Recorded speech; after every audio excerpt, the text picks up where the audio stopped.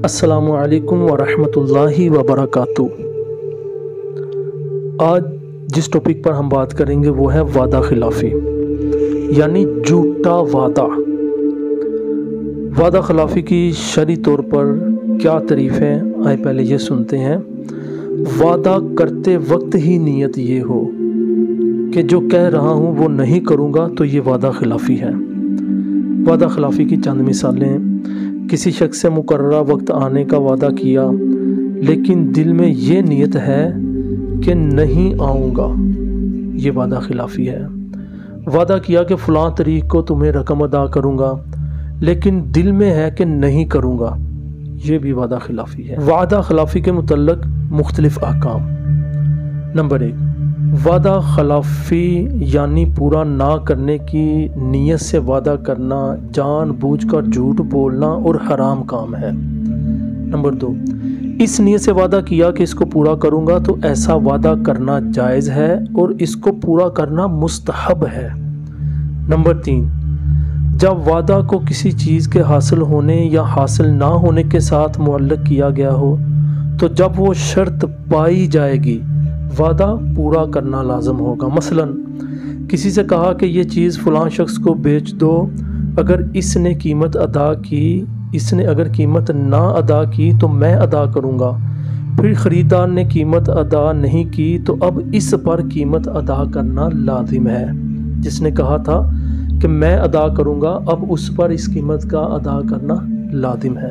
وعدہ کے متعلق قرآن پاک میں اللہ تعالیٰ ارشاد فرماتا ہے، ترجمہ کنز الایمان، بے شک عہد سے سوال ہونا ہے۔ فرمان مصطفیٰ صلی اللہ تعالیٰ علیہ وسلم ہے، منافق کی 3 نشانیاں ہیں۔ نمبر 1، جب بات کرے جھوٹ کہے۔ نمبر 2، جب وعدہ کرے خلاف کرے۔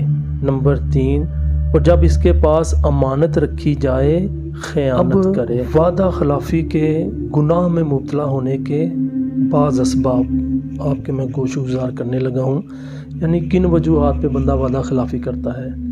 مال کی محبت، یعنی بعض اوقات کسی سے پیچھا چھڑانے کے لیے رقم دینے کا وعدہ کر لیا جاتا ہے اور دل میں نہ دینے کا ارادہ ہوتا ہے۔ اسی طرح خود غرضی، جیسے کسی سے اپنا مطلب نکالنے کے لیے کہہ دیا کہ پہلے تم میرا یہ کام کرو پھر میں تمہارا کام کروں گا، اور دل میں یہ ہے کہ میں بعد میں اس کے ہاتھ نہیں آؤں گا، یہ بھی ایک وعدہ خلافی پر ابھارنے والا عمل ہے۔ ایک سستی اور آرام طلبی، اس کی وجہ سے بھی وعدہ خلافی بندہ کرتا ہے۔ ایسا شخص کبھی کسی سے پیچھا چھڑانے کے لیے محض زبان سے وعدہ کرتا تو ہے لیکن دل میں ہوتا ہے کہ وعدہ پورا نہیں کروں گا۔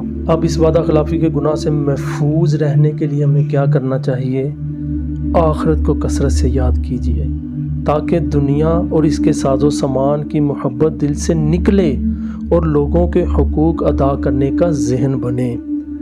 وعدے کو معمولی مت جانیے، اسلام اور معاشرے میں اس کی اہمیت کو سمجھیے کہ وعدہ پورا کرنا اسلام میں بھی پسندیدہ عمل ہے اور لوگ بھی اس کو عزت کی نگاہ سے دیکھتے اور اس کی بات پر اعتماد کرتے ہیں۔ نیک لوگوں کی صحبت اختیار کیجیے جن کے پاس بیٹھنے سے اخلاق اچھے ہوتے ہیں۔ مزید اچھی باتیں سیکھنے کے لیے ہمارے اس چینل کو ضرور سبسکرائب کیجیے اور واٹس ایپ پر ہماری براڈ کاسٹ سروس جو چلتی ہے اس میں بھی شامل ہونے کے لیے یہ جو نمبر آ رہا ہے اس کے اوپر ایڈ کا میسیج بھیجیے اور ہماری سروس جوائن کیجیے۔ السلام علیکم ورحمۃ اللہ وبرکاتہ۔